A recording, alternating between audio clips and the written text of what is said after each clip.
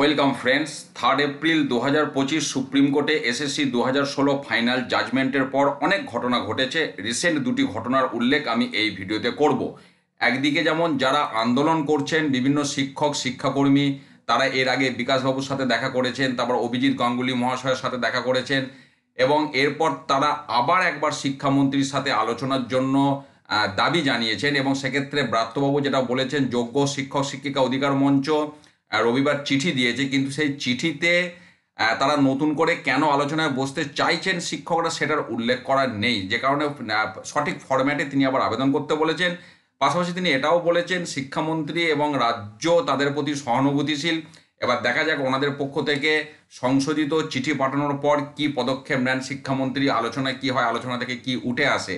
পাশাপাশি আরও একটি কোর্ট কেসের বিষয় সামনে আসছে। 17 এপ্রিল যে মিসলিনিয়াস অ্যাপ্লিকেশন বোর্ড থেকে করেছিল, সেই জাজমেন্টের পর আমাদের রাজ্যের মাননীয় শিক্ষামন্ত্রী শিক্ষাকর্মীদের জন্য কিন্তু একটা ভাতার কথা বলেছিলেন।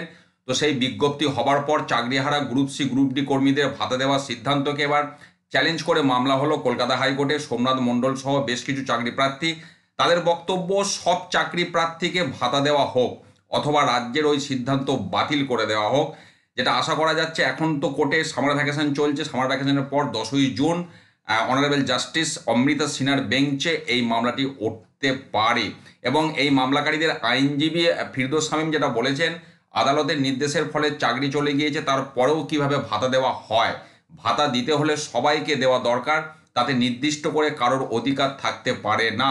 যদিও রাজ্যের যুক্তি, সরকার চাকরিহারাদের প্রতি সংবেদনশীল, তাদের পরিবার রয়েছে, এতদিন তারা চাকরি করতেন, এই চাকরি চলে যাওয়ায় পরিবারের ওপর তাদের প্রভাব পড়েছে। সেই বিজ্ঞপ্তিতেই বলা ছিল ডিস্ট্রেসড ফ্যামিলি, তার ডেফিনেশন দেওয়া ছিল, যাদের চাকরি চলে যাওয়াটা বিয়ন্ড দেওয়ার কন্ট্রোল, এই শব্দ সেখানে ব্যবহার করা হয়েছিল। যাই হোক, এখন মামলা হয়েছে, সেই আপডেট পেতে অনেক দেরি আছে। সামার ভ্যাকেশনের পর সেই আপডেট সামনে আসবে। এদিকে আন্দোলনকারী যে সমস্ত শিক্ষক শিক্ষাকর্মী রয়েছেন, তাদের যে আবেদন শিক্ষামন্ত্রীর কাছে কতটা সদর্থক হয়, কতটা ইতিবাচক সাড়া সেখান থেকে পাওয়া যায়, সেই আপডেট যথাসময়ে আমি শেয়ার করব। ধন্যবাদ।